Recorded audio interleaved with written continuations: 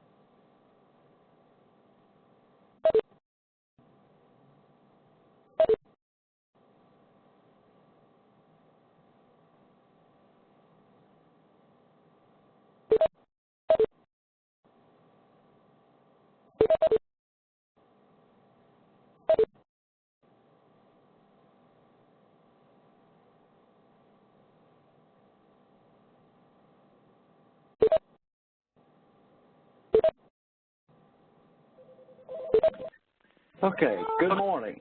Can y'all hear me? Okay. Well, I believe we got everybody on board. Okay, anyone who's, I've got a couple of people who seem to be sending either video or images. Could y'all please, yeah, thank you. Yeah, be careful of coming in with a video or an image because bandwidth is the premium. So anyway, my name is Stu Mitchell. Good morning. I'm with ASG. And I was trying to leave everybody on mute as everybody came in, which, see if I can even get rid of these.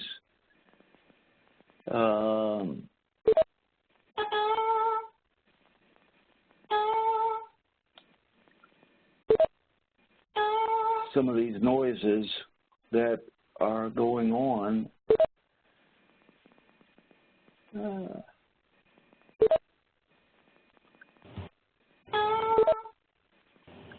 Unfortunately, these ticks, I think, is just going to be part of.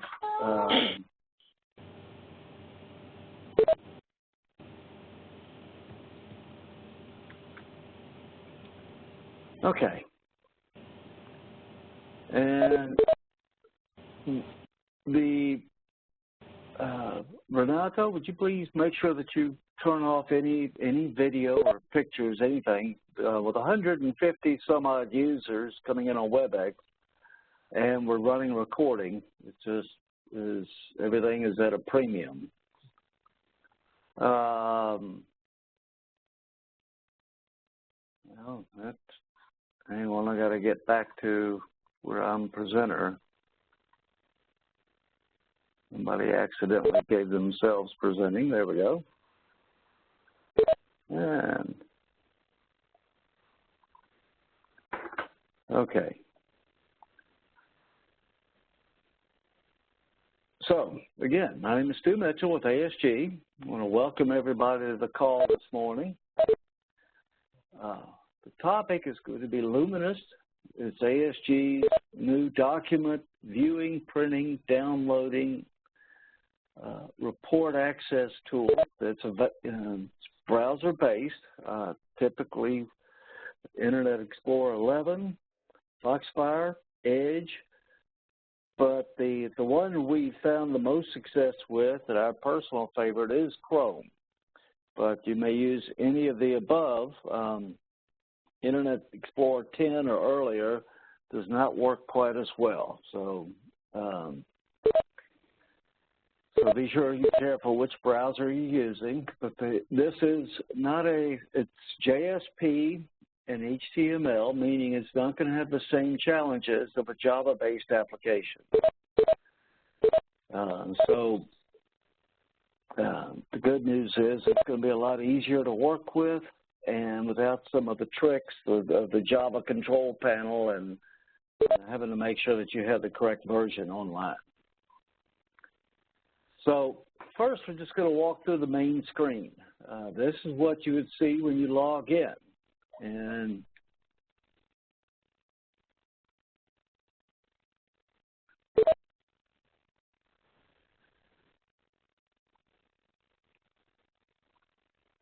so, okay, I just got I'm sorry for the distraction.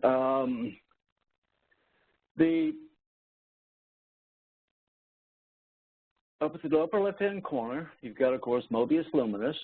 And if you look in the light gray, there's also, it'll tell you which, by default, you may already be logging into. So if you needed to change that from one or more, I know that GTA has up to 8 databases, which are also known as repositories.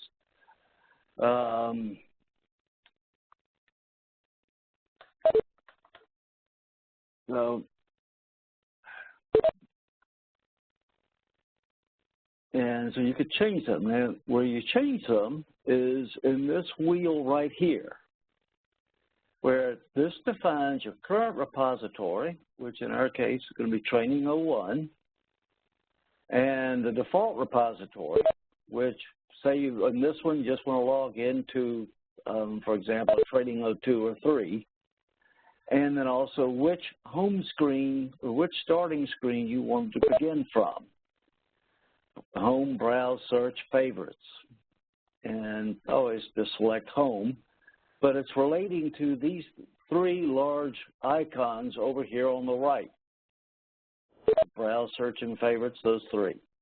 So if you immediately want to go to a search, or you like your favorites, and favorites are just kind of like bookmarks for all practical purposes, and that's exactly where you would just go into. Down here in the lower left, there's a little information icon button. And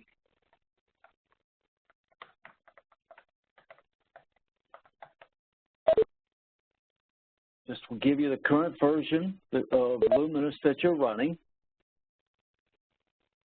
And in case if you have have an issue with something or haven't opened a ticket, and it can say, okay, well, which version are you on, and you can respond quickly.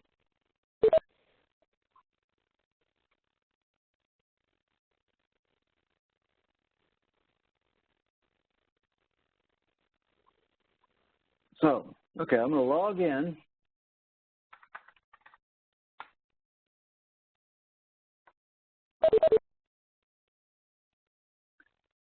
And the other piece up here is you'll also have a menu ribbon, which by selecting the menu lines in the upper right corner will always bring this ribbon back up.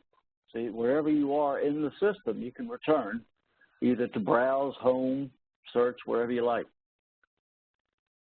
You have a context-sensitive text, which will search the entire system, but it can be helpful if you really aren't sure where you're going to find some artifacts that you just need to throw it. No, it will only work against those items that have been indexed and are available. So it's not a full text search of the content in each and every report. That's not the spirit of it. Okay, I'm going to select Browse. Now, Browse will take you through just your basic screen. Inside here are the reports that have been archived into the system. Now, archiving is the process of ingesting a report version's specific date with whatever appropriate indexes, topic, or section. These are topic indexes that, for the purpose of the training, I've gone ahead and set up and created, you'll see like an account code. And a topic index is an index that will work across multiple report IDs. So every report in the system has an ID, and every instance of that report is a report version. In that report version, there might be multiple sections, much like a newspaper. Every Sunday newspaper always has a movies, sports, comics, lifestyle, travel, what have you. But the content within them is different. And then, usually, the sections of the newspaper would get handed out to everybody. And that's same process or same concept of the sections of a report version. A report topic is an index, like an account code, that may be identified in multiple reports. So account code 1234 may show up in report AC001, in SL002, or a dozen others. It helps make finding data that are related much easier. You can say, I need this account code on reports in the last 5 days, and immediately there could be 10 reports that are brought back up for you to review, consolidate, download, baseline, whatever you need to do. So, for example,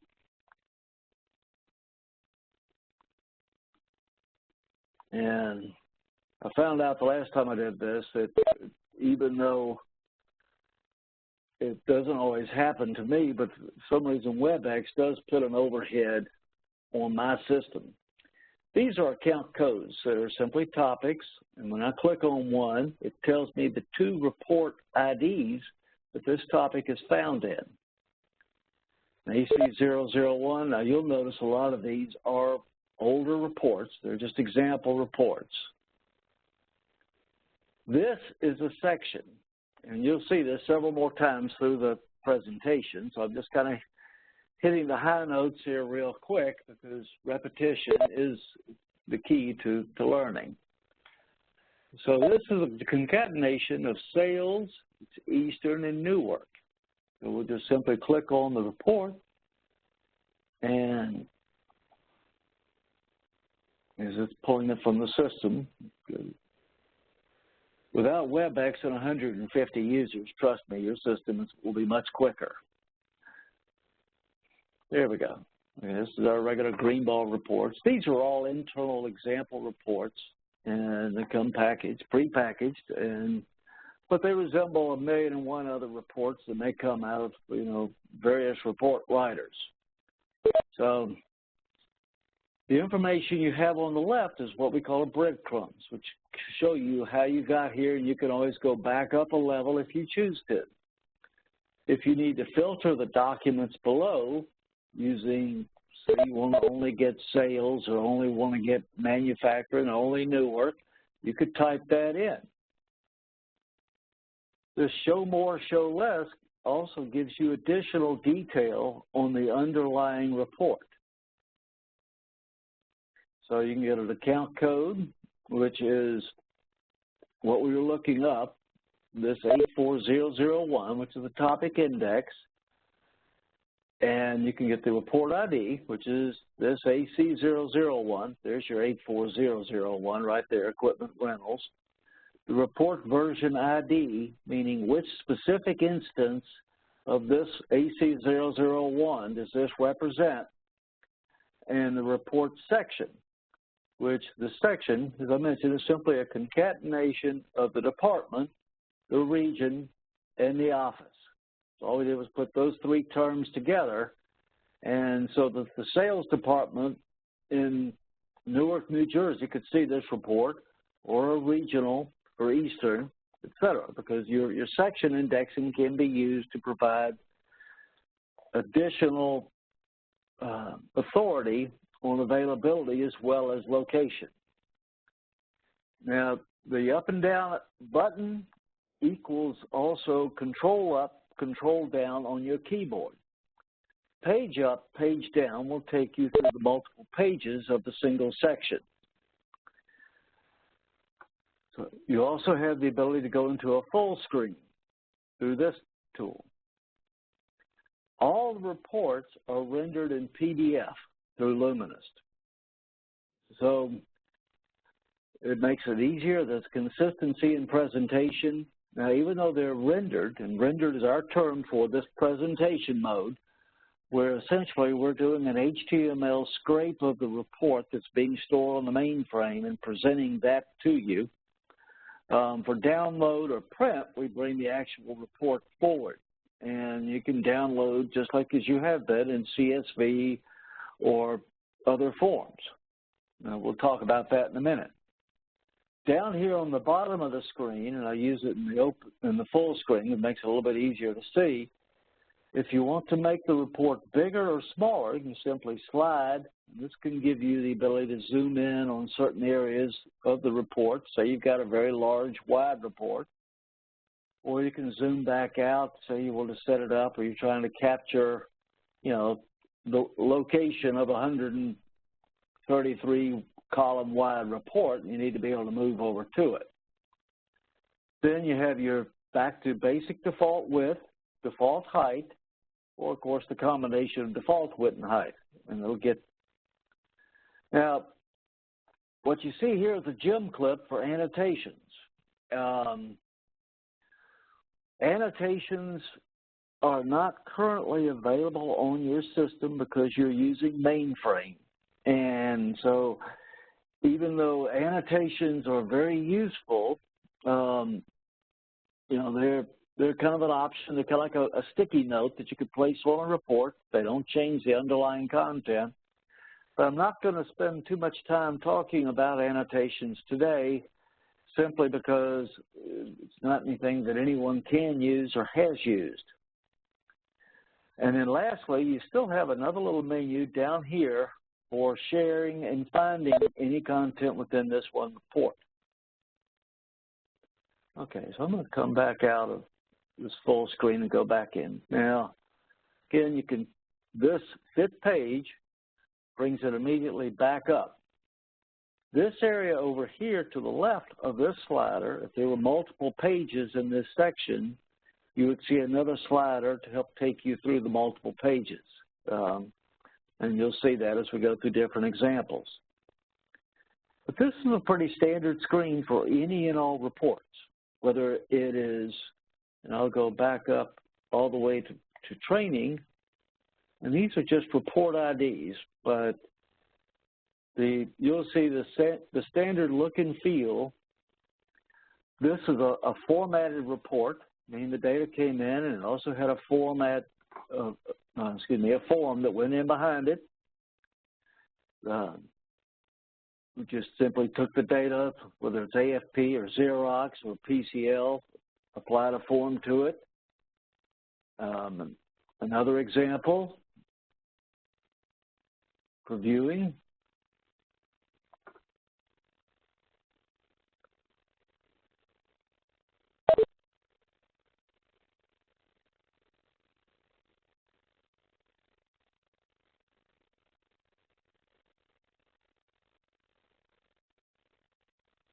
Oh, I'm supposed to be trying to get to show you.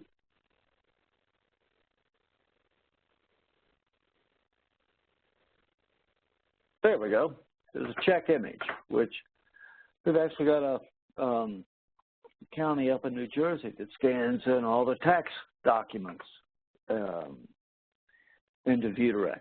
And so you can, in these scanned images, again, anything that can be placed on a spindle can be ingested into ViewDirect and then rendered through Luminist or, you know, the previous entity, the Document Direct for the Internet or Document Direct Fit Client. Now, if you notice, here I've got this slider down here. So it tells me there's 16 pages within this version of this report. So this version, it's April 10th, 1997, the report, DDA check, report section, is this ID, which happens to parallel to this account number down here. So to get, if you want to go to approximately page 8, I hit it, I actually got to page 9, but then your up and down keys or the slider will work to move you back and forth. So this just helps you get back and forth quickly within, this could say from 0 to 150. And if you needed to get to page 100 out of 150, you would just have figured, well, it's about 2/3 of the way over. And then you can page up and page down to locate the exact report page that you're trying to find. There's page 10, page 12, etc. Get these icons on the left, same thing. If you want to make it bigger, field width, select that button. If you're looking for complete height, whole page. And of course, going back to just centering the page on.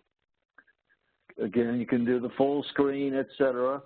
Page up, or control page down, which if you look at the left, you'll see we've gone to the next section over here.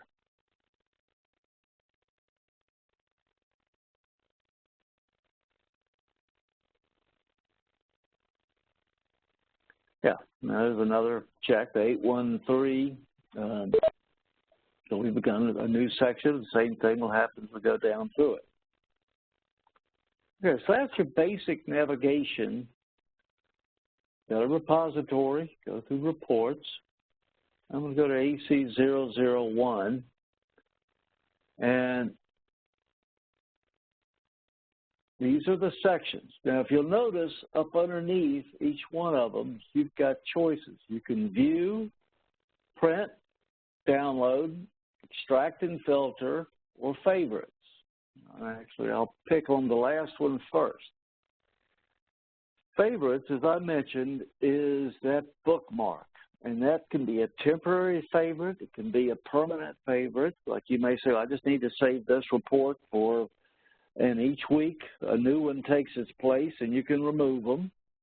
The favorites are unique to each user. The information is stored in XML on your system. You'll find that you have access to both create a favorite and view the favorites throughout the system. This star is also another way to create this entire organization of sections as a favorite. And then, of course, don't forget this menu up there. These lines really are equal to another menu, can take you back over to the favorites. So the star is our icon for favorites, which in an effort to help you from having to review 1,000 reports or 1,000 report versions, and just being able to pull out those that you need for whatever purpose and be able to go to them quickly and easily every morning. Okay, so I'm going to select this one. And now if you do a print, the print is going to get the entire screen. And it's just going to send it to a printer just like a print job always does and always has. And you'll get a little dialog box. Do you want to print the entire document or a certain page range? And that's, pretty standard print choices, and it will just use whatever printers you've been defined on your system, and off it goes. But it will grab the entire report. Similarly, download grabs the entire report, entire document or page range, and it'll put it in a zip file for you, bring it down. Now that includes headers, footers, cover pages, any additional content that's on the document, because it assumes that you want the entire artifact. Either you're going to include it with another document, or need to forward it on to someone outside of the system, say, as here's what we have as a copy for your billing or what have you. So that's download. And it's important to understand that download and extraction and filtering are different. Because extracting and filtering are powerful tools that are able to pull only the data that you want out of the report and bring it down in a comma-separated value for rebaselining, adding to Excel, adding to Access, some other way of consolidating, reviewing the data with other data points. And you can leave the headers or footers behind and only extract the data or only grab, even if you want the column headers, you can just pick those up as well. Additionally, these extractions and filters can be saved and reused, so that once you've built one, you'll find that, yep, you can reuse it every day. Now, so I'm going to click on that, and we'll talk about extracting and filtering for a minute. Now, I've created a couple because it's just going to be quicker, but we'll walk through them and we'll talk about them as I build this up. Okay, so on the left, I'm going to explain a few things what we have here, because this is, you can build a new extraction rule, and once you build a rule, actually any report that follows the similar outline, if all the data, say it's 132 column or it's 88 characters wide and 16 columns, anything that would line up the same can, then an extraction rule can be reused. So these are extraction rules that I've already created. Now you'll notice I also have one that begins with the term policy. At GTA, y'all have been using policies, which are another term for the rule set for extracting and using data on your system. And this has been through what we call our thick client, Document Direct, which is a workstation-based client that would write these rules up to extract data from reports, and then these rules would be accessible through Document Direct to the Internet. Lumina still allows you to use those same rules, and we try and make it a little bit easier to identify which rules will go with which reports. So, so when you see the term policy, it lets you know that, okay, that's one of these pre-written, predefined policy rules that were created through Document Direct for use in either Document Direct for the Internet or now in Luminous. So just because you've already seen this, we'll pull this up because this was virtually exactly like what y'all have been currently using. Now you'll also see the term filter on the left, and we'll talk about that in a minute. But this is what a download policy would bring to your desktop or workstation, whatever it is you can download, and you'll notice it's just simply the data that you see in a report as comma-separated values. And actually, in this case, I set it up as space-separated, but you can set them up as comma-separated, and it'll download and go straight into Excel. So, and then just by clicking that button, so here it puts in the comma-separated value format. It'll give you the name that it downloaded. It gives you the group that it used, and the group is decided and defined within the policy. That's where this term comes from. It's not a user group. It's actually a group of data within the policy. And then you would just select that, and that would begin your download into the format. So I'm going to click that. And sure, if you just wanted to print it, of course, you can select the print icon.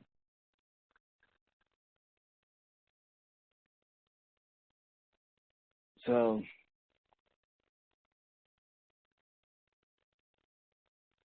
just so you can see the report data. I wasn't sure if I showed you the report data before I got in there.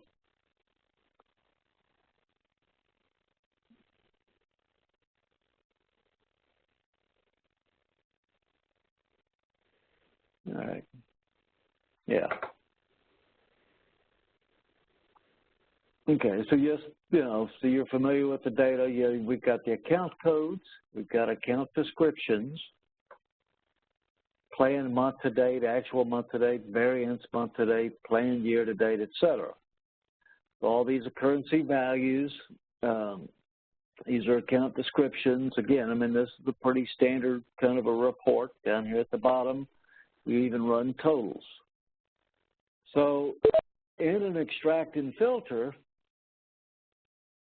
you might say, well, I only want to get the numbers from account code over to the bottom of variance because I'm adding that to a previous workstate that you've got. And what we learned last time is, given just the overhead of WebEx, it was a better idea to go ahead and kind of build my own data download. This will be the output using the Luminous-based tool, which, so you can see it's a little bit cleaner, it's a little bit easier to read, and a filter allows you to even select from this list to go down and look and say, well, I only want to see the report account codes that are less than 85,000. So I built this filter, and I'm going to actually walk through the steps, but I want to show you the results first so you can kind of get a sense of, well, where are we headed with this? And then, so when you're defining it, you'll see why we selected the areas, and this is the results of the filter. Now, if you had 1,000 items, this filter would make finding a particular report. Now, it won't identify the single line item, but you know that on this page, employee benefits is going to be found. Okay.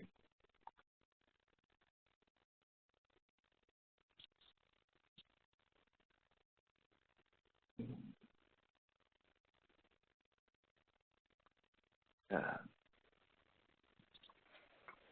you needed to also pick up the office total, you could filter on that if you made that a section of the report to group on. So you need to get office totals for 10 different reports. So,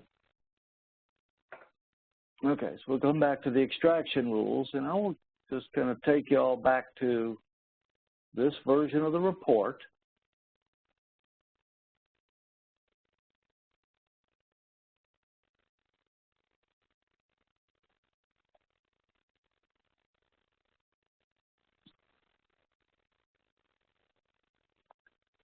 And I'm going to, what we found on the last call is, inexplicably, but because of the overhead of WebEx probably holding a big session through my browser as well as doing the recording, I had to be very careful on some things. And it seemed like it didn't like the extra overhead of saving. But to get to those results for the extraction, I just selected New Extraction Rule, which is this that we just saw, the output. You'll get this little balloon. It'll tell you drag the boundary, so it's just kind of a reminder.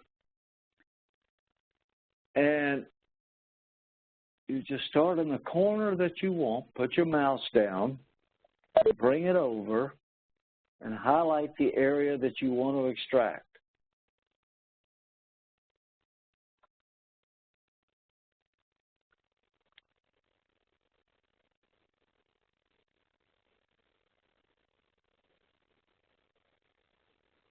This, what I call this a wireframe because it reminds me very much of doing this time. Now, the wireframe is going to do the best it can to understand where the data is. But if you notice, it didn't quite pick up exactly what we wanted based on the little underscore, the little dashes underneath our column headers. There's nothing to simply drag them over a little bit to make them line up more correctly. This ended up being a merged field. You could split it if you wanted to.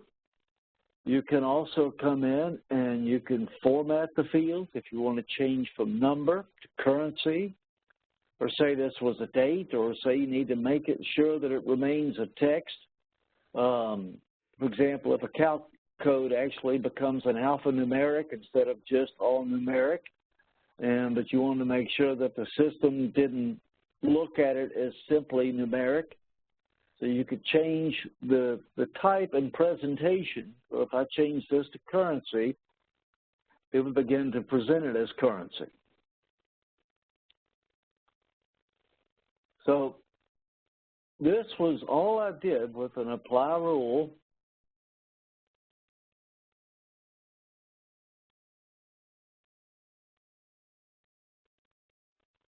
And I hope I didn't just push it a little too far, but it seemed to be behaving. There we go. So this is now ready to be saved, reused for as many, and you can change variables on it and save it as a slightly different version, etc. And you can either download the data, you can print it, and again, you can either also add another filter. And so say we'll have a new filter, and now the filter will allow you to look at the fields that it finds. So these are fields that have been pretty much picked up on the fly. They're nowhere else in the system per se. So it's just read the account column headings going from left to right.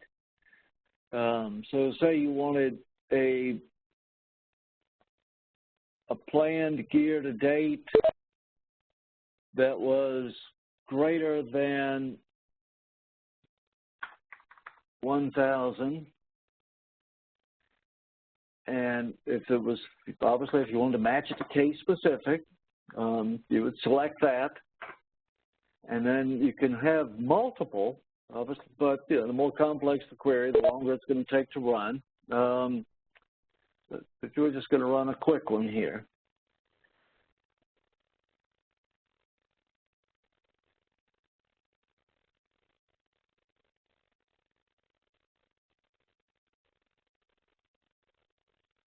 There.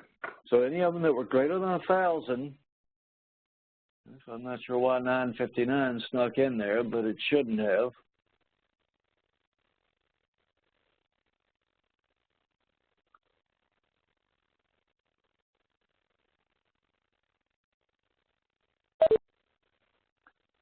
But, and then it saves the filters over here on the left. So these are your filter results. They're all going to be on the same page. That's why you're not seeing anything change. But if this was across 1,000 pages, this would take you to the page where these filters existed. Like this 12,035 is right there, and the page is not going to change. There's only one, but it did find page 5 of the monthly expenses. So again, you can download, you can print, and go back up through the system. You get a large page. You can zoom in. You want to see something closer.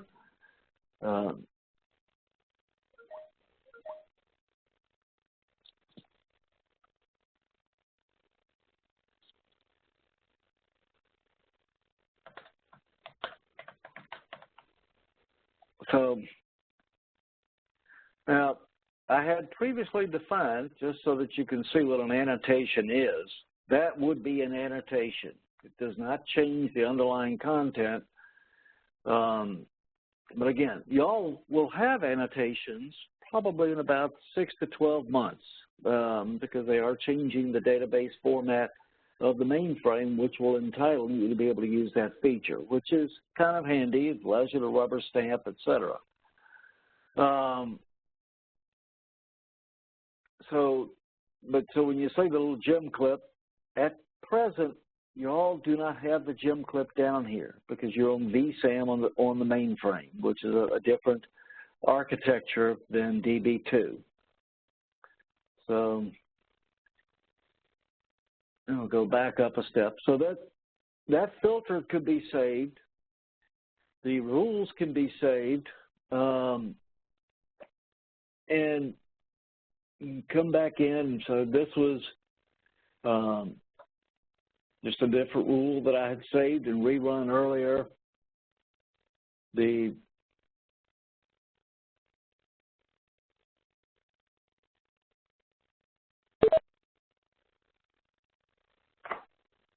account header code. So this was including everything that presented it. So it depends on how you want to break it out. But I know y'all do a lot of downloading and some very wide column downloads. You know, to select the entire screen and create a new extraction rule. And you could simply just shrink the report down to where it's visible and then highlight it. And once these wireframes come up, again, you can move them and, you know, say because you had shrunk the screen, you didn't quite get it exactly where you wanted it.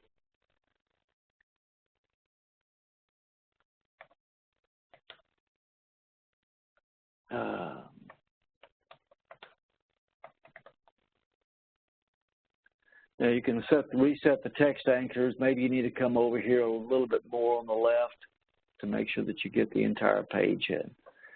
So there's a lot of flexibility with this, and you can split a column if, in fact, you know, like over here, if you chose you wanted to split account code to account description because you wanted to be able to have set your filter as a separate term from this current concatenation that it's trying.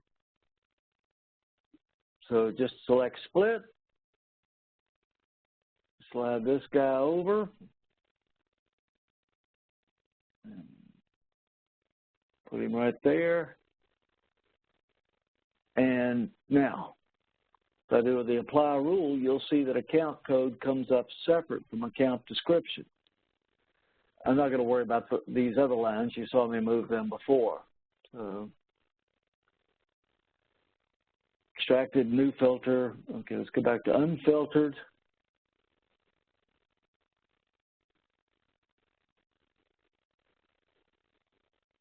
Okay, so now we have the new column. I was afraid that this was just my line wasn't exactly close enough. But just in the interest of trying to show you all that, yes, now it could break this code out. And you can also see that I didn't quite have it far enough over the left.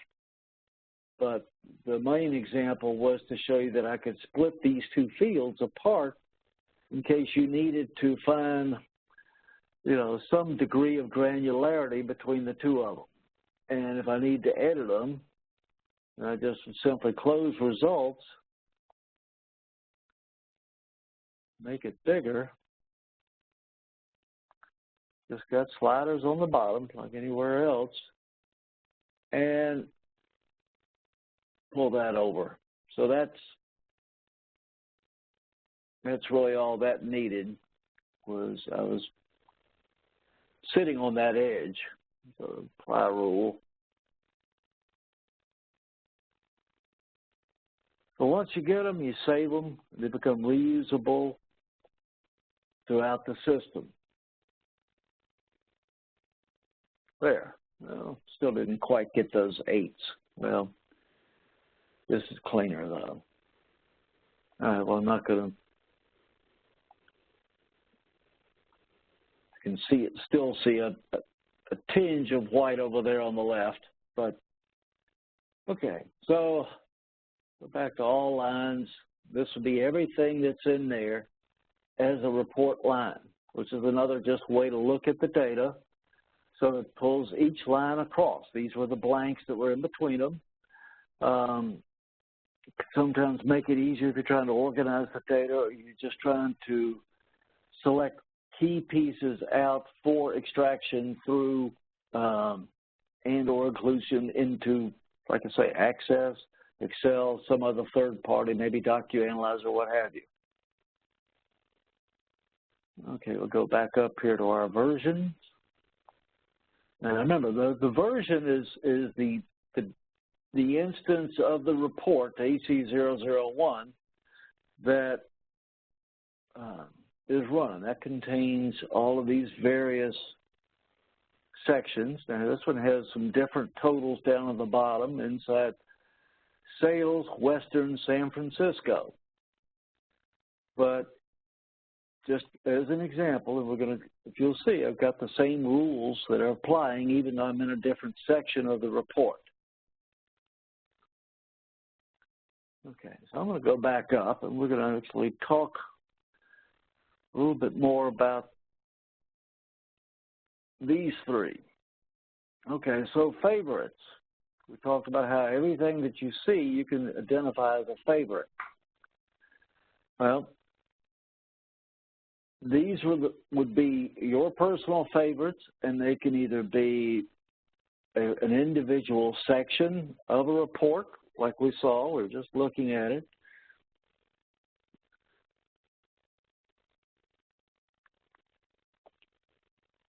And these are not industrial grade servers. These are 2 desktops, so your system will come up and produce much quicker than mine, trust me. And also, like I said, you're running a WebEx with 150 people, so there's some, some traffic on my network as well.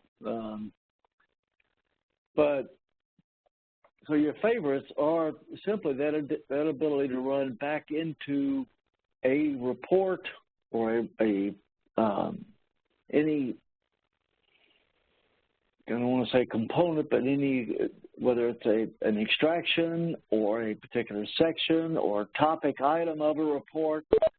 In this case, take it right through there. There we go. I was going to say that should have come in. You have the 22 pages. Again, if you want to just kind of figure about where the middle is, that'll take you to number 11 or 12. Sliding the bar to and it's a quick way to navigate. Also, the page up, page down will take you through the individual pages. This doesn't have any other sections, but control page up, control page down takes you through different sections. If you needed to rotate it because something was illegible, or there's that date. You want to make the date, you can simply rotate left, rotate right.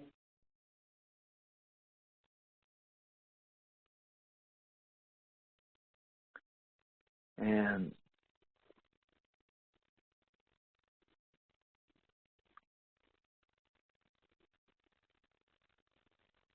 there we go. And then, of course, if you need to zoom in, just slide these sliders. So they're very convenient. You need to go back to normal page size. And, of course, you've got the standard download or prints as well. Again, you got a little, some additional verbiage that surrounds it. I mean, what section you're looking on, which in this case, the section happens to coincide with the 1651 down here on the check number. So, and here is a topic ID, account code, topic index, and the various reports that are related to that topic index.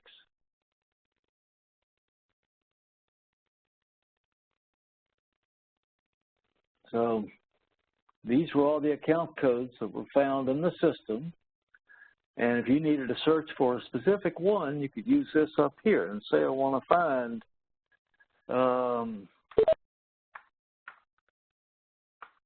because you might have 1,000 on this page, and it would take forever to search through them. So I'm searching for any of them that are 90,000. Click the little magnifying glass. And it's querying the database for any of the account code topics that have 90 something in them.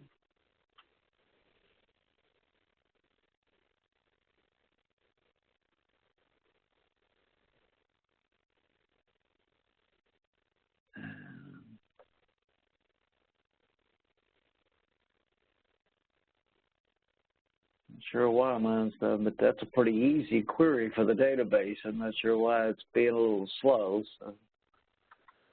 But that's the point of, go back to this. And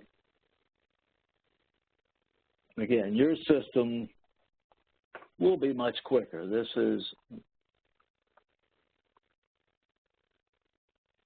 unfortunately, just the bandwidth that's being put on my system, which, depending on what I'm asking it to do, that's a query that I've tested. So it's kind of awkward when it doesn't work as planned.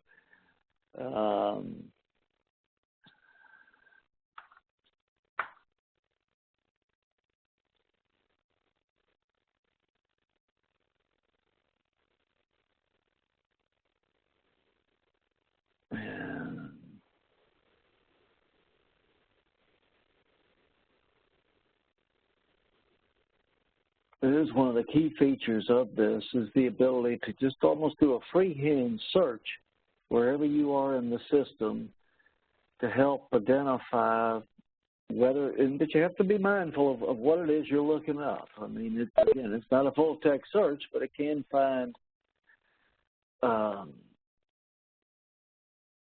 various, like if you're looking at report IDs, if you're looking for versions, if you're looking for account codes, which in this case didn't seem to be behaving for me as well as I'd like for it to, but I'm sure that's just unique to my particular environment right now, and I apologize. I'll even just tell it to leave this page for a minute.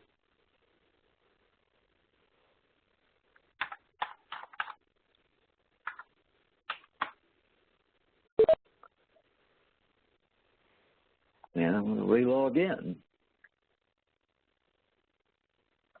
Okay. So, yeah, again, this is your home page you'll always come to. These are selectable. And I'll kind of take you back through it again because as you've seen some things that may make more sense. And, of course, repetition is the easy way to understand things. In settings, this wheel, this cog, this is where you define what your home screen, what you'd like to see. If you always want to go to browse, if you always want to go to search, if you always want to come home, home being the three icons, the entire choice. If you want to go to search, if you want to go to favorites. So, and which repository that you're going to. Well, in this case, I've only got one, but again, GTA has, I believe it's 8, and so there may be a chance that you'll be logging out of one and logging into a different one, but your default repository you'll go into every morning may be for the constant. So, that, oops, that was a bad typo. Log in, try that again.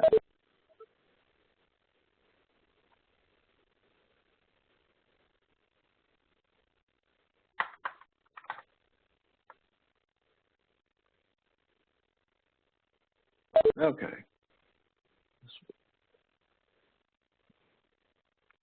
So we'll talk briefly about search. And we're going to come around and we can talk a few other things. But a search is, again, a defined resource for reuse that if you know you're always going to be searching on a given value, then you can just put it in. Maybe it's a date range, and maybe it's a combination of elements. Well, gee, I need to always see the reports from this report ID.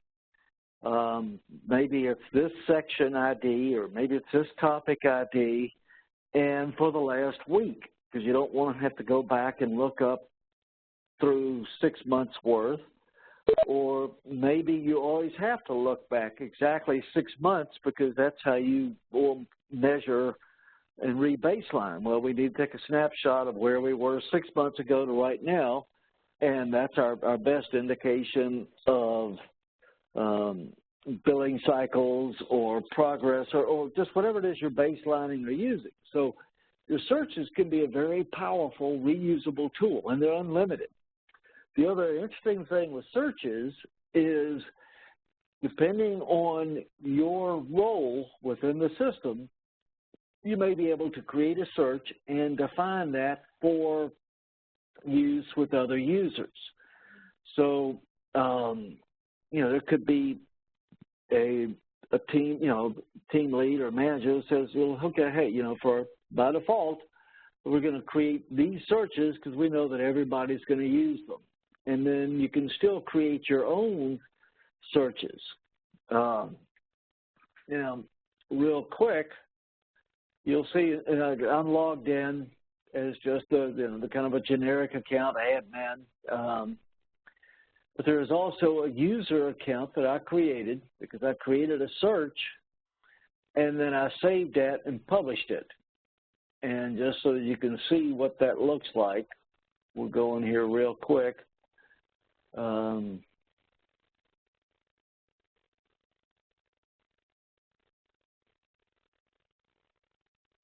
Because even though you saw those on that screen, I'm not going to dwell on this, but it's just nice to know that you can have shared tools, so that if a new group, if a new user joins the group, they could already have tools that are be ready for them to use, and without having to reinvent the wheel each time.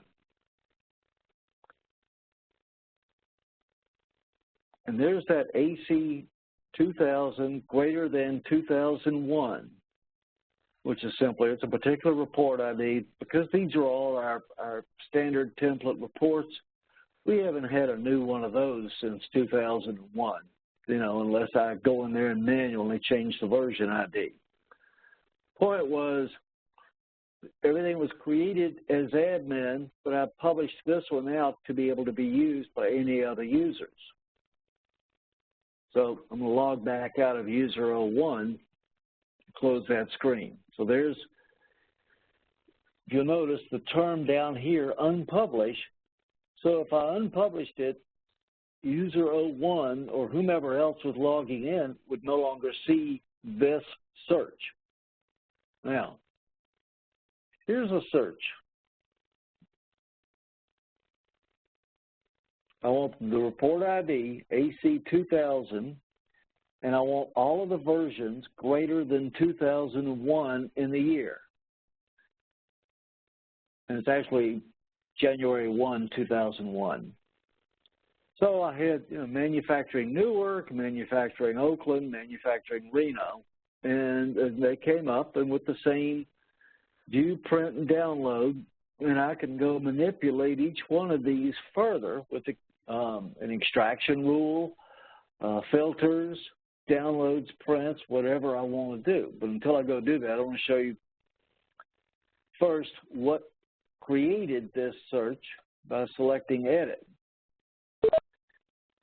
Okay, so this is very similar to the filter screen. You're going to get a search for, and these are the topics, topic index being that value that is defined and that shows up in more than one report ID. So AC 2000 and AC 001 and all our various example reports, except for those that contain checks, typically have account codes in them and account description. So these terms are defined, and as each report version is ingested, this is updated with a new value. Now there are also defaults, like report ID, version ID, and section ID. Every report ID, or every report that gets ingested has to have a report ID, and of course every version will have a version ID. Now if the system is not told what version ID to give a report, it will take the moment of ingestion, meaning the date and time of that instant when that report is submitted to ViewDirect on the mainframe. But you may have a version ID equal to the close of business on Friday, even though the mainframe report didn't run until Sunday. So, but the version ID is that date and time that's referencing the data. So these are the default fields, and these are the other topic index fields, which are defined within the system. So all I used was give me the report ID is equal to AC 2000. I want the version ID is greater than 2001-01-01. So that'll bring me all those reports for that year. And you have to use a specific topic outside of the defaults as well. So in my case, I selected simply give me the departments that are like Manu. And that's why you saw Manu Newark, Manu Oakland, Manu Reno. Now, again, you can keep adding to this, but of course the complexity it's a double-edged sword. The more complex the query, some more overhead associated, but the more refined the query is, so that's a good. If you needed to create an order, you can also select from this lower dialog window to say I want to get department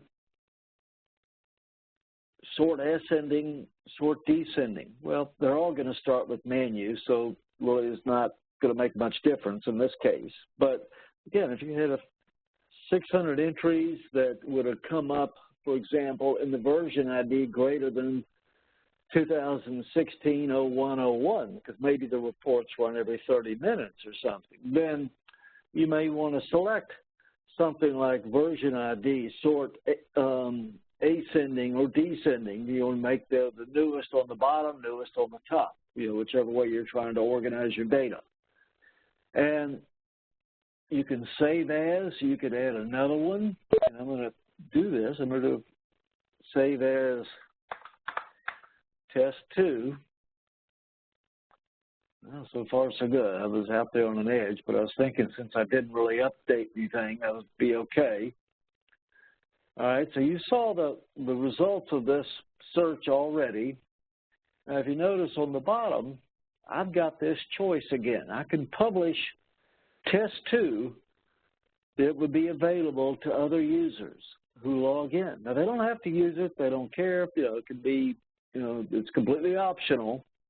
But if somebody's gone, taking a few minutes to build a search that would make sense to be usable by everybody, then they could just simply share it by selecting publish. And of course, if you don't like it, want to get rid of it, there's delete. And so all of these, this context-sensitive little menu pops up underneath virtually all of the commands to help you decide what features are available to you for that element that you're looking at. Obviously, for new search, the only choice you get is to create one. And so, but just so you can see another iteration of manufacturing, this is one I created. Again, just click on that, click on manufacturing, because that's the first thing that comes out. But here you see the dates going all the way down to 1993. It'll pick them all up. Now, if you wanted to filter this list of results, see I've got AC001s and AC002s. Well, I can do an AC2000, and as quick as I could type, it was cleaning up the report list. Now that's pretty much what I had expected to happen when I was trying to show you all the 90 earlier. So it is a context-sensitive, intelligent search that wants to basically help you drill down to the data that you're looking for quickest.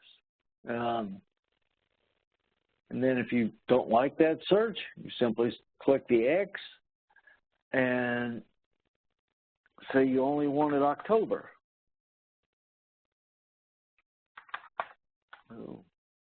Okay, I got OC in before it already pulled up all of the versions that came out in October even though it was across 2 different years.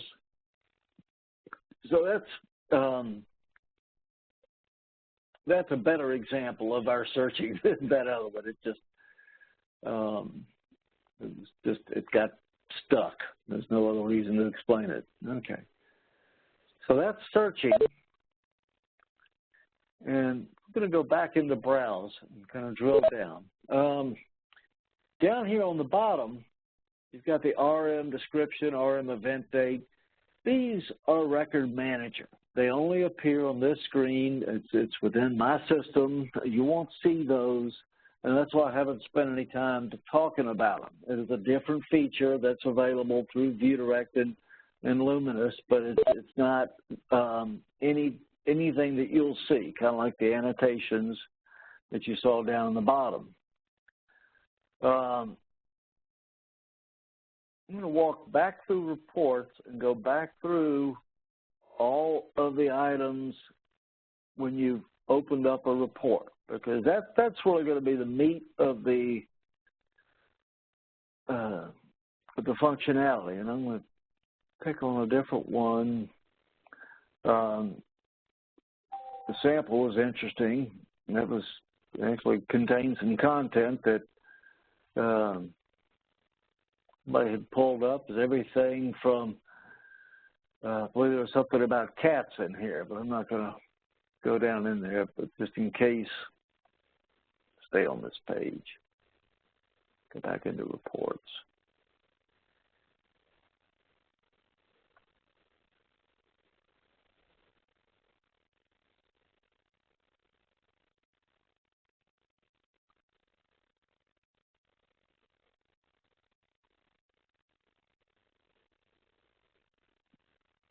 Okay. Again, the choices show up down on the bottom. View, print, download, extract, and filter, or make this a favorite. You want to make it a favorite, simply click on it. You could make a friendly name for it. You could take the default name, simply click continue. Where do you want it? Do you want to make a new folder? And say you want to add it to a new folder. Sales. Just because that seems to be the kind of what we're in, sales and purchasing. And so now that favorite just got sent over to a new folder, favorites. That's as easy as it is, and now you can go find that, and you can delete it, you can manage it, you can apply filters to it, etc. So we'll go ahead and click on it for right now.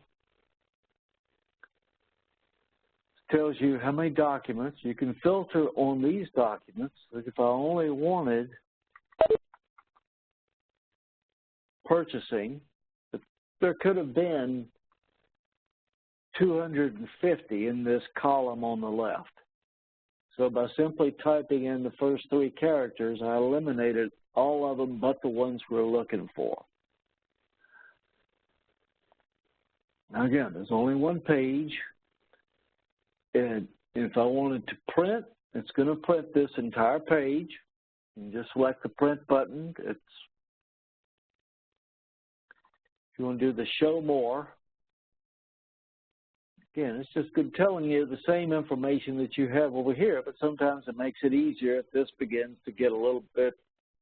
This breadcrumb trail could actually be 4, 5, 6 deeper. So depending on how you got to this particular page of this report. So then extract and filter.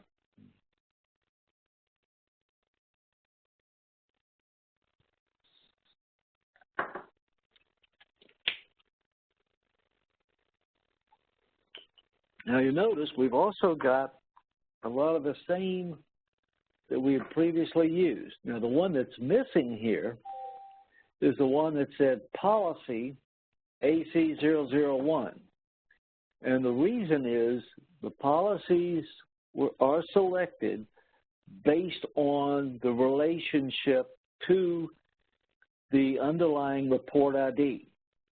Now that is different from how you currently have Document Direct for the Internet created and or defined, I guess would be a better term, because you've got multiple policies for multiple reports. And you got multiple iterations of a policy, maybe AC001 underbar A, underbar B, underbar C, or something. Those can be presented as well, and they are currently right now, as a matter of fact. I only defined mine with off and on based on the report ID to help show you that it doesn't always, any policies that are created can be defined to be used exclusively with a particular report ID and keep it, somewhat segregated and cleaned up, or they could follow all. So it can be either way that you like. But these other extraction rules, because, we can hit an apply rule, leave it unfiltered. And these can be global. And these are the ones that you've created, as a user to define on the system. And if it didn't work, then of course you'll get this. Filter not return any results. And because this is a slightly different organization of data. So that is what you got to be careful of, because you'll have these. I've got AC001 with header, and none of these should work even though they'll be over here. So the point is, when you're naming these,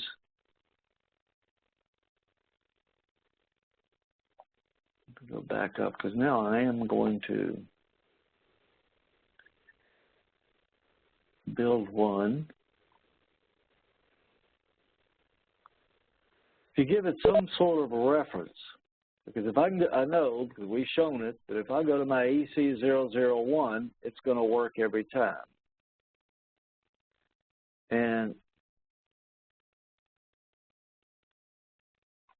But now you can see what's different. We don't have these columns over here that it expected to find. I've only got product.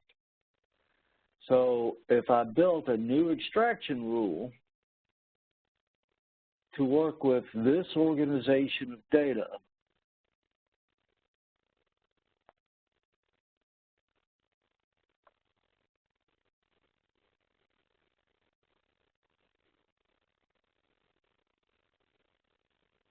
and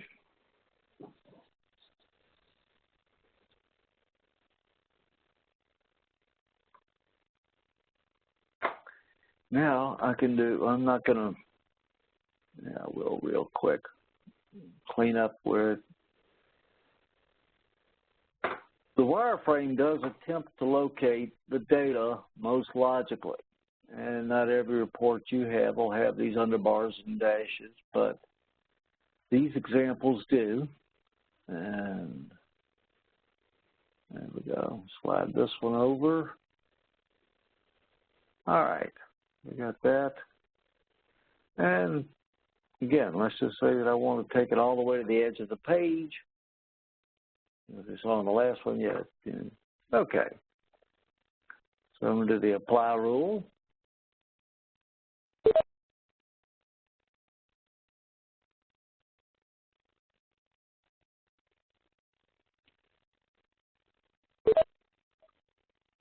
There. So that's our data. You have your same choices up here. You can download as a CSV. You could give it a different name, say it was going to be the purchasing. You can put a name and a date, however you want to, whatever name you want to give it. Or you could print the data, just send it out to a printer, and of course, save as. And the purpose of this example was, because your filters, just be mindful that that the data that you're wanting to represent is related to the extraction rule that you're saving. And you may have a different, maybe a group, maybe they're all certain billings, maybe it's, so depending on the format of the report, the class of the reports, But just as easily, you save as, you can edit, you can delete, and say you need to build one, but it just changes a little bit. Yeah, you go save as, rename it, and so there's a lot of flexibility. And actually, these get, of course, I'm running with a WebEx delay in some cases for the move the mouse and wait for something to happen. You can always edit, you can apply the rule, and if the rule becomes obsolete, no longer valid because of how you design it, the reports, up to another generation, then you can delete it, you can clean it up. And then, of course, this, all lines, which is just a very interesting and handy tool.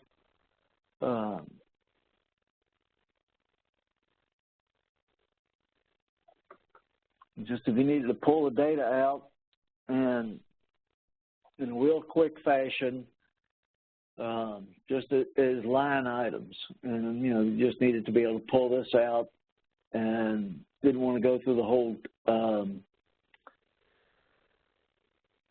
creating a rule because you needed to select some quick data on a page. Maybe this page with the header and footer was not such a perfect example, but this is our shortcut to, hey, I just want to get the text off the page. Okay, so we can go back up to reports.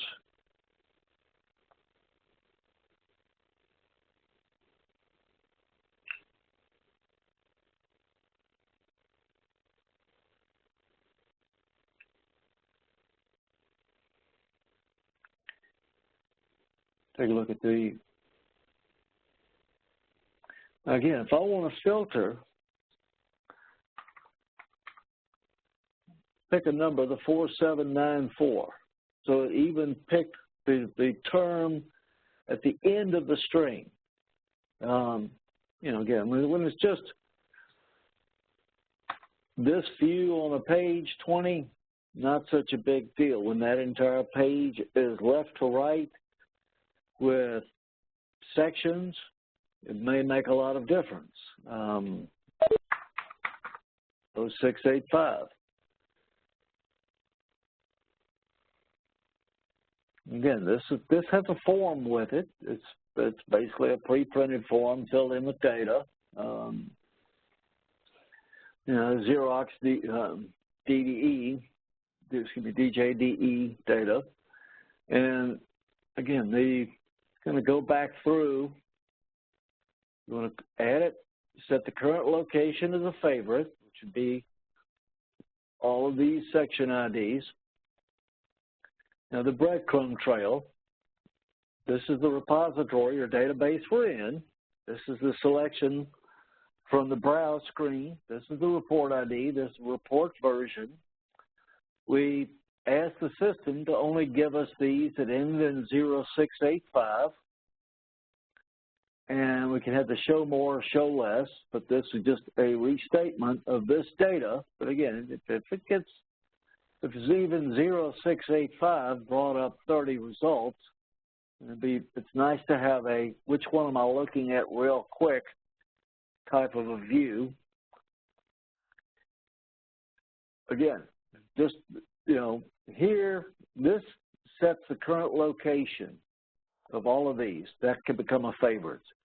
Maybe you just want this page as a favorite. So you'll find our little icon star sprinkled throughout the system to help you go back and find your place. Even, tomorrow you log in and say, okay, I need to go look up that report. You saved it as a favorite. After you've looked it up tomorrow, you don't need it as a favorite. You simply remove it from favorites. You delete it from it. So once they go in, that doesn't mean they're there for life. Again, the slider, it's a 2-page report. You simply hit 2, goes over, and draws up the second page. Again, your system, I'm sure, will be much quicker than this one. There we go. It is Xerox DJDE. And so it's just a form with our data values inserted inside it. page up. If you want to go to a previous section, and you'll notice these are changing over here when I click this up arrow.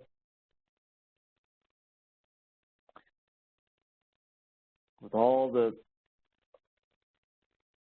if you want to hit an extract and filter, we'll do an extract and filter on a form, because this kind of shows the ability of the report feature. I'm going to build a new extraction rule, and I just want this data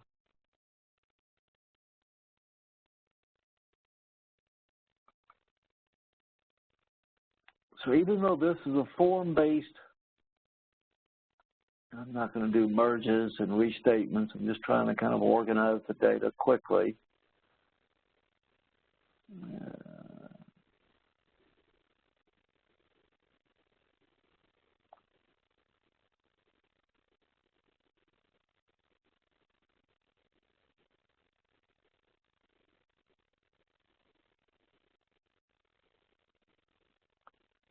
Check number.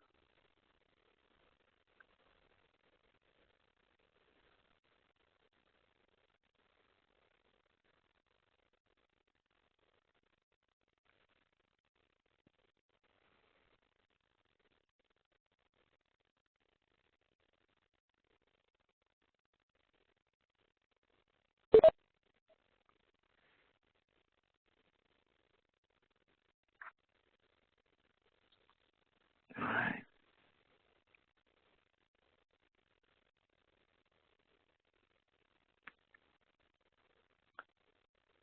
I know it's not worried about a filter. The point is, we can extract the data even from a form, and it essentially does a read much like OCR. So our data extraction, and probably I'm just asking it to do too much while this WebEx is going on. Most of these are tested and staged before I even get into the training. I apologize.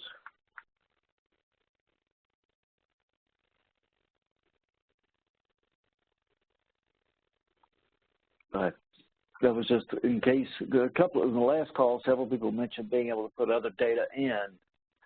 And even though all your data currently comes from the mainframe, so I want to give an example of that.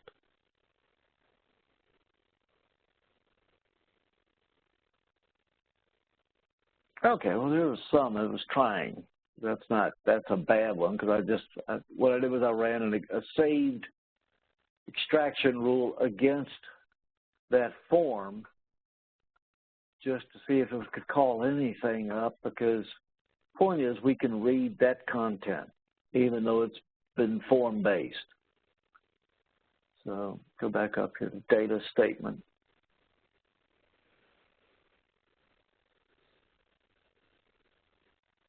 I think I was asking too much of it there for a moment.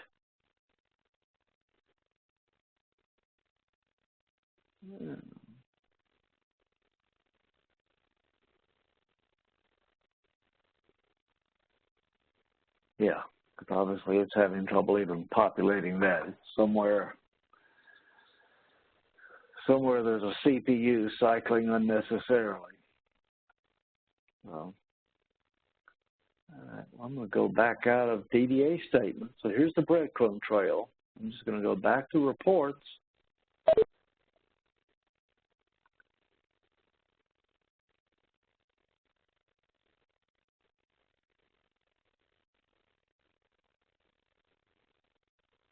There we go. Trying to get the system to recognize we no longer needed to run that job. Okay, so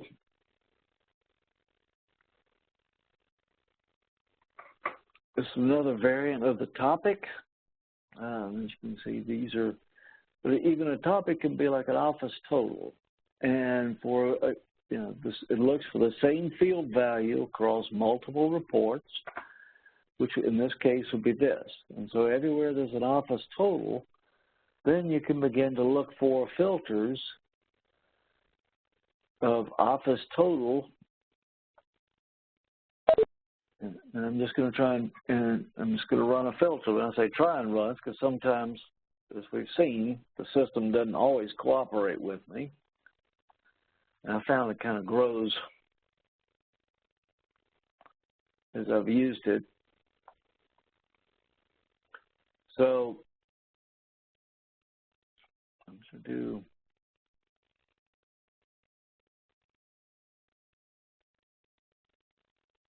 this one because we know we had a product, and I'm going to do a new filter, and I'm going to select field,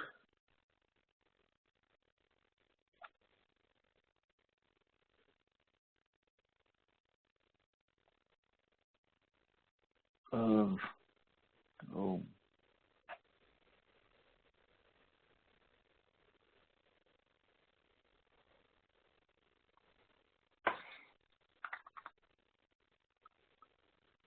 and if I wanted to sort or not sort, I could there. And again,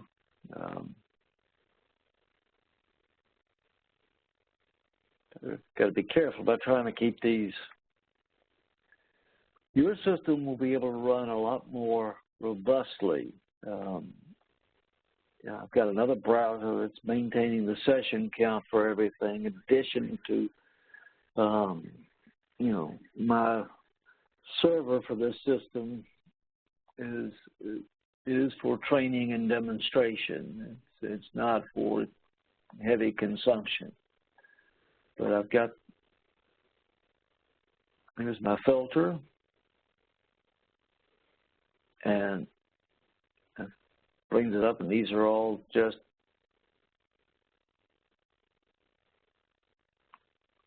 let me get back to all the candidates for my filter and the extraction rule. Again, it's not going to find the exact line for you, but it will find the page. So if there were multiple pages, and maybe it found this term on page 3 and on page 333, then it would find those pages for you.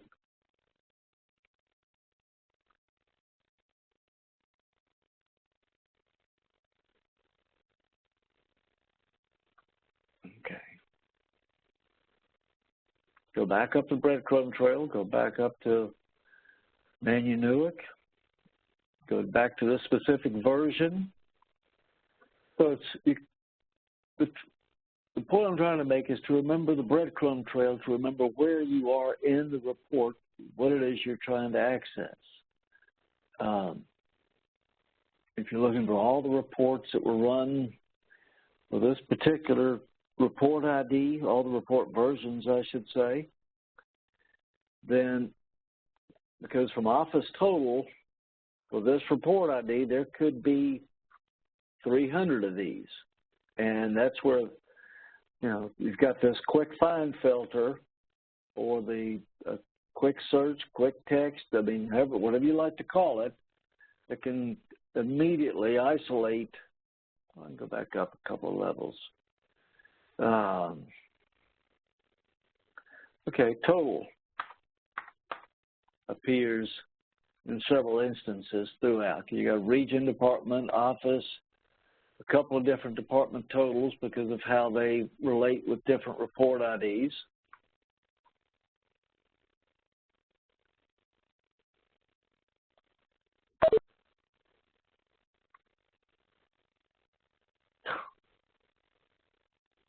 I think it was just getting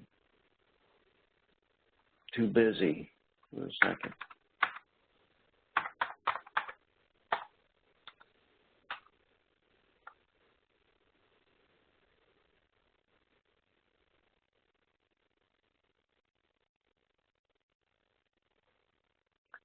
Log in.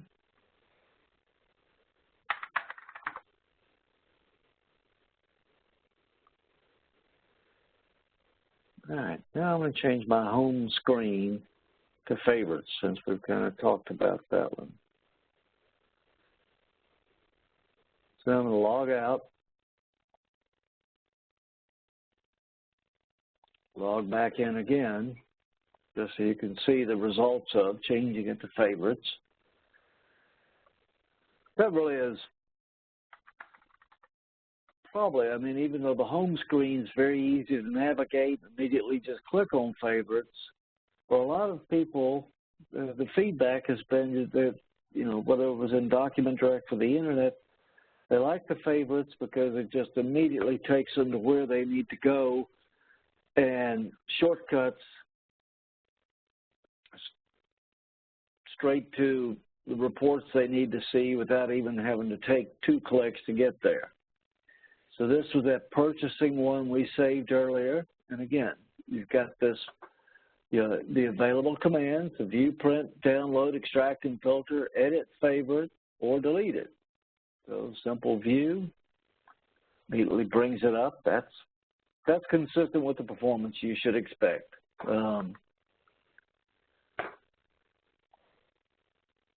Go back up into, close this out. Training1, we're still in the favorites folder. Temp checks. So it's just I had identified one as a favorite. 22 pages. It's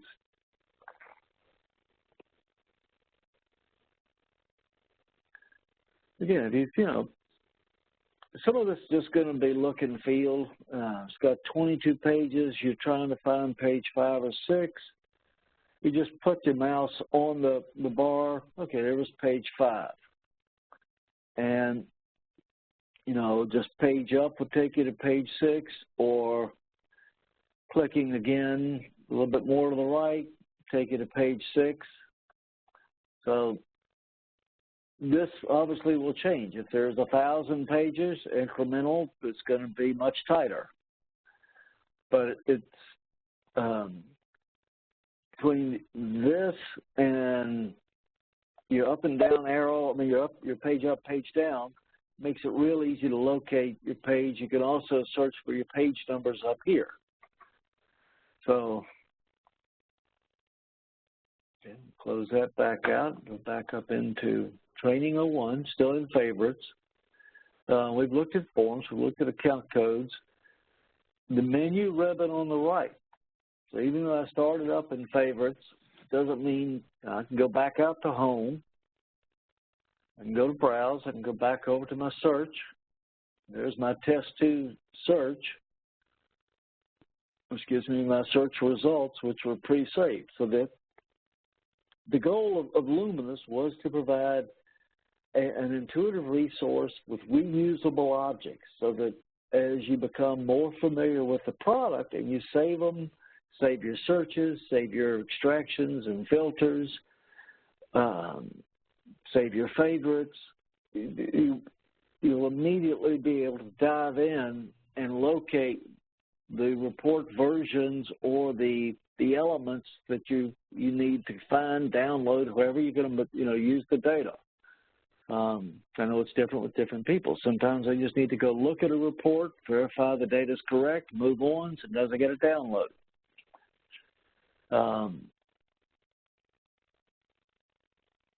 This, you see these little 3 buttons, of course, means you can slide this screen over left and right, and it'll attempt to resize itself depending on the amount of data in the left. The amount of data that shows up on the left is really going to depend on what it is you've been focusing on. Again, you get the 3 little, fellas down here for sizing. You want to bring it up to full screen. Show more, show less. Page, control page up, watch the left side. Goes to the next section. Not the next page, but the next section. Sometimes it may be the next page, but doesn't necessarily have to be. So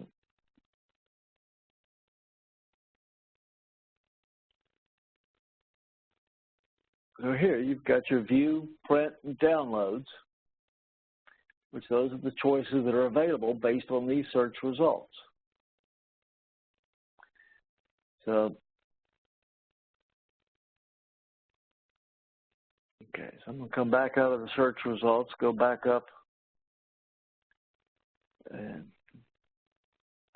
say you needed to even filter, say your number of searches, again, using either one of these search bars to make, understand, okay, this one represents anything that's in here, this one represents, say I only wanted Oakland. There. So if there had been 50 of them on the page, I never even pressed enter. Of course, if there's 50 on the page, it may take a little longer, but it's going to locate just that one.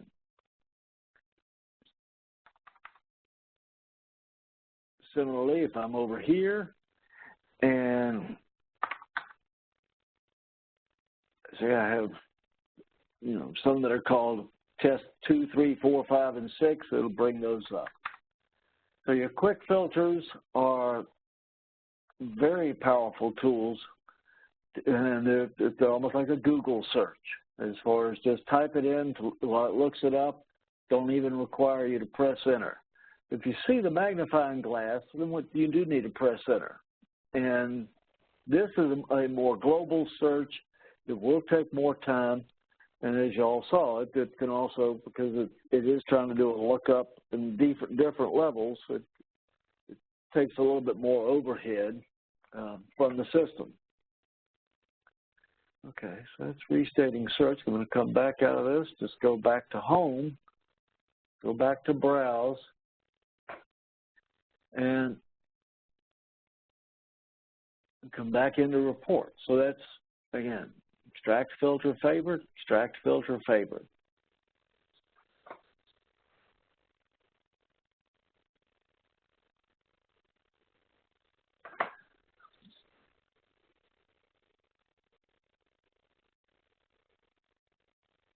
Okay. I started to look for questions, and I do have a question over there. And how do we download the report? Okay. That's actually the easiest, most straightforward of all. Okay, and we'll pick one. Wessel HC001's hard. I use this one all the time. If you don't even need to see it, if you just happen to know because you just opened it up, that, well, you would see today's date for the most recent version of the report running. These are, like I said, they're just legacy reports that come with our system for examples, testing. So we just take the most recent one, and if you need to pick a section, if there is a section, fine. If not, just even the version. Let me go back up to where I'm just getting versions again. I'm trying to show that the view and print or download, come on, AC001, you're the most popular. I can just download immediately.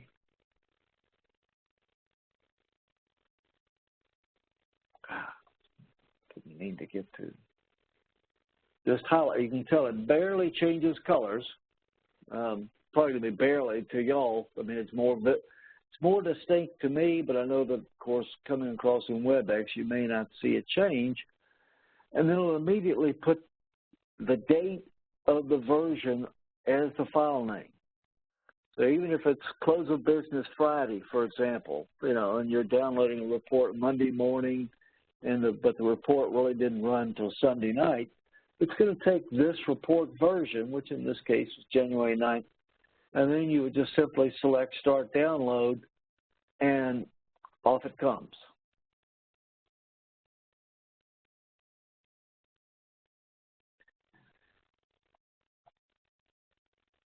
Okay.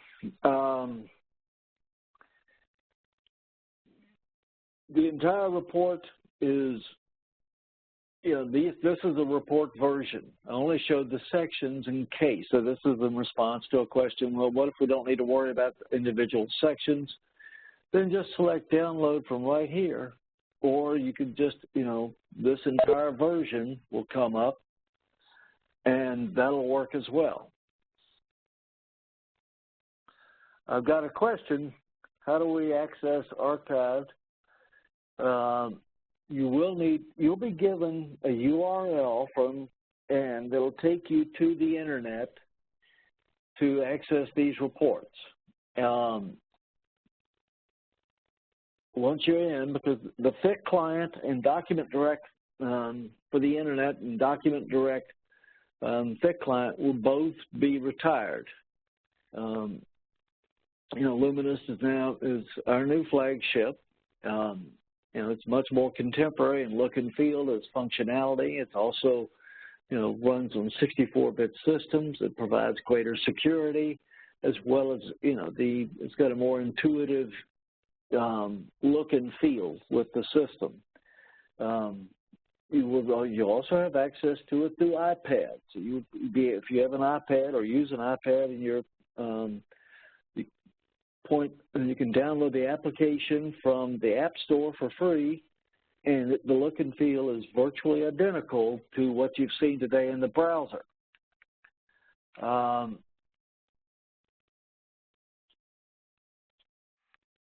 The anticipation, and actually it's a pretty hard line, we're expected to roll this out live April 30th, and so this will be, that'll be published. It's Chuck and his team will arrange to make sure that everyone has a copy of the user guide and the URL, copies of these recordings as well for download and reuse. And you've also got the syllabus, kind of take you back through and say, okay, well, where were we in this? And when you're trying to look up information, just need to be able to download, for example. I've got a question. Okay, will recipient ID be the same? Yes, although there is going to be a change to how the recipient IDs will be managed going forward. That will also be shared by Chuck and his team, to keep you all apprised of those changes as they come along. More than likely, your user ID will remain the same, but your password will change, and because you're going to have a different system that's going to allow for a more consolidated and uniform user ID throughout the Luminous and a much more secure system.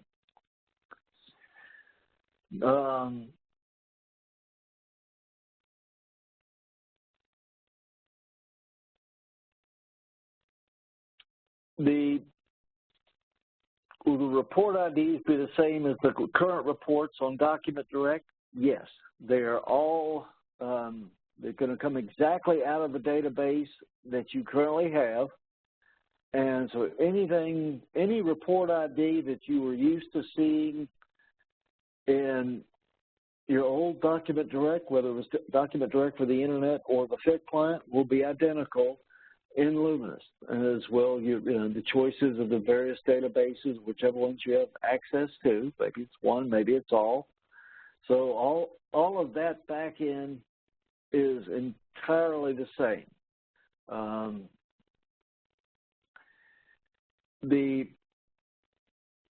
You got a question about PeopleSoft reports, and you have multiple lines of data associated with one reference ID.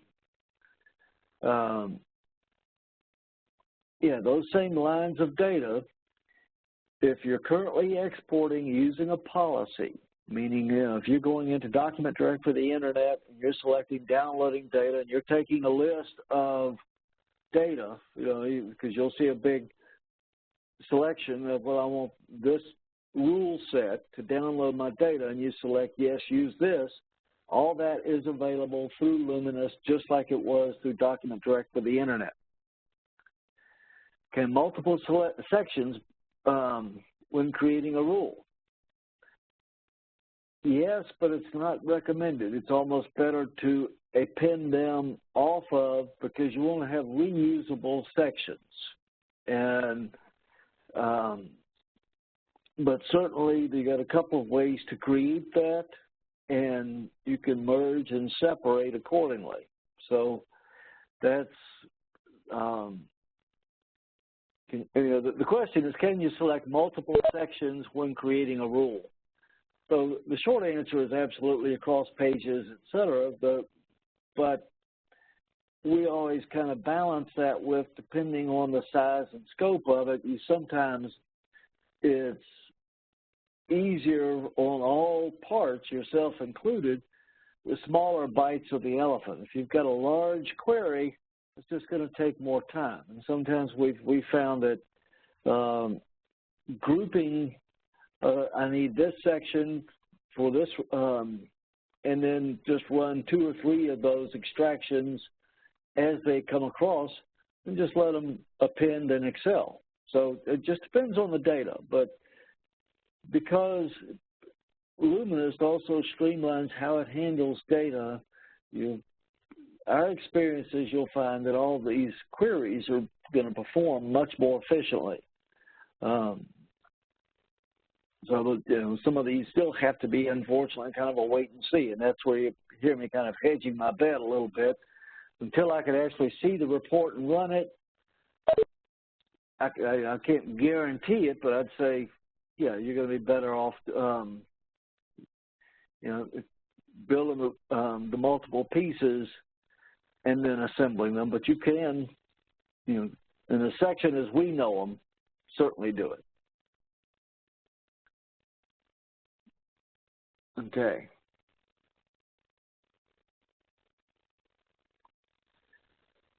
All right, so if anybody has any questions, yeah, feel free to just go ahead and post them in chat, and I'll try and answer them as they come across.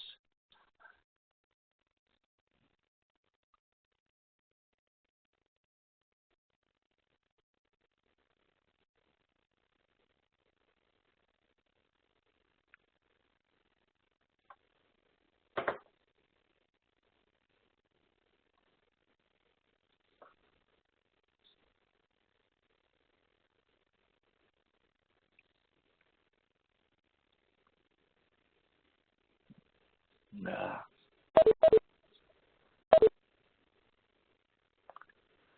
All right.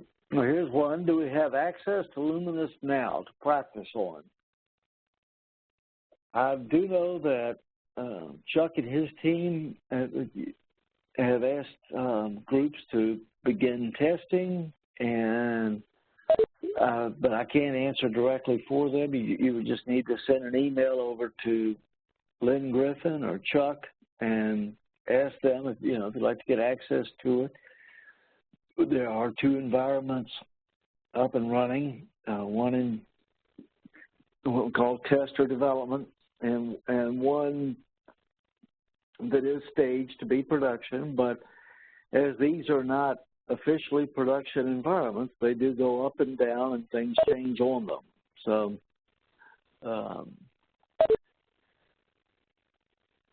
So, you will have access. The question is, will we have access to the same reports that you do now? And will they have the same look? The answer is yes. You will have access to the same reports that you've got, and there's no changes on the back end. The only change that's going to take place is really the application. As far as the actual content, the look and feel of the report, that should also remain the same. So that'll be consistent, and the slight difference is everything that is rendered in Luminist is rendered as PDF. So, but even if it's a text document, it's going to look like a text document, even though it's being brought to you in PDF. So,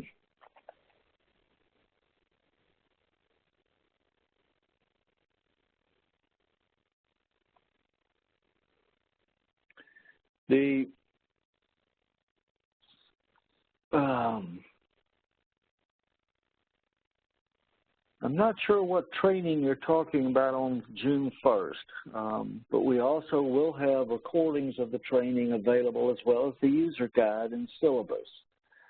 So those options will be available if you would like to look at something before then. Now, well, I need to schedule on 4/13, but she was moved to June 1st. I'll have to check on that one. Can the report be saved as a text file? Yes. When the report's downloaded, if you just do the download, that's what it's coming in as. And I'll give you an example.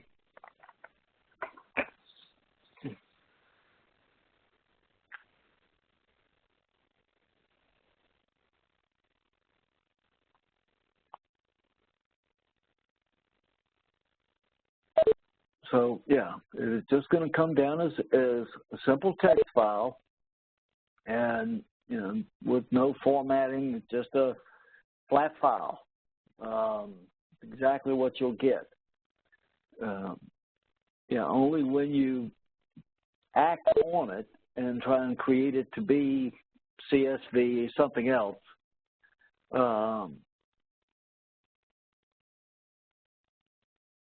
then, does it change? Does the content change? Okay, there seems to be a couple of questions coming up about a training on June 1st.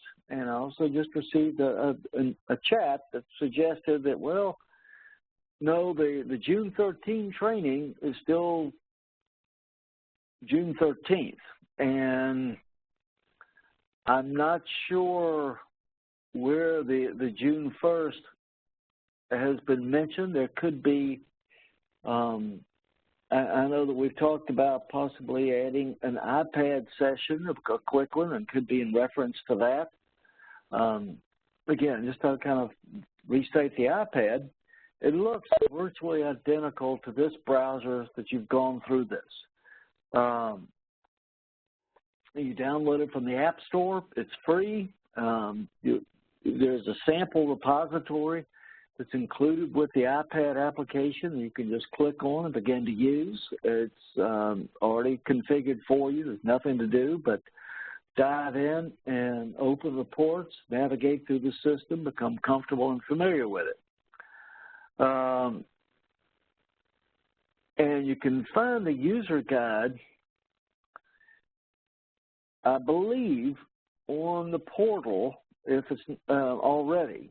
There should be a link to it, and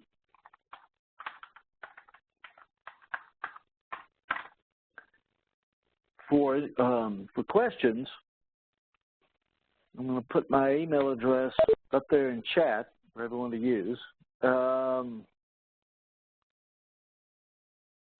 And the user guide that's been confirmed is on the portal, as a link. You can just go download it. It's an ASG document.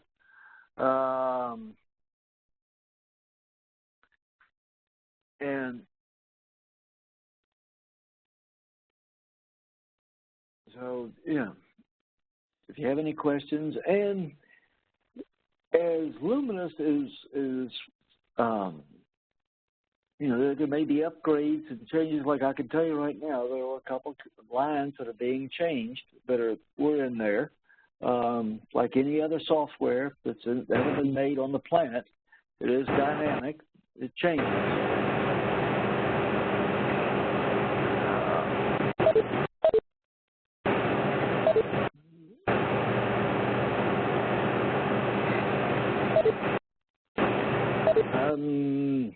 Okay, we're beginning to hear I'm beginning to hear some static.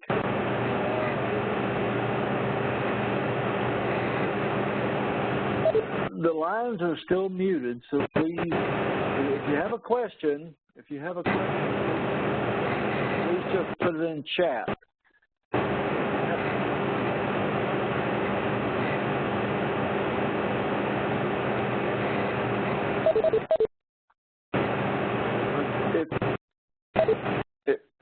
if you have a question,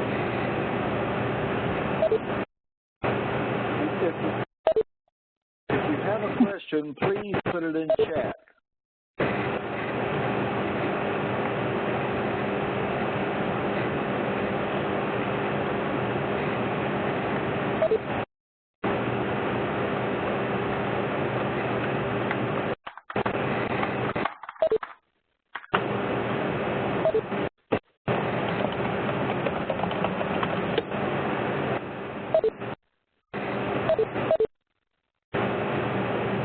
Okay. All right. Well, my email is there. If you have any other questions, feel free to email. I want to thank everybody for attending. For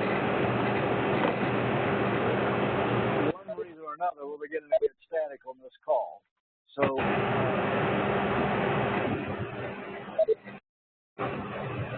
and I'm going to try and answer that one.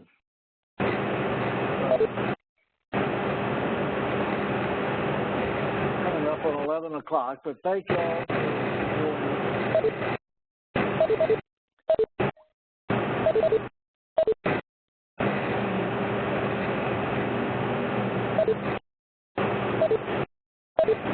And if you need to, you're most welcome to join it again.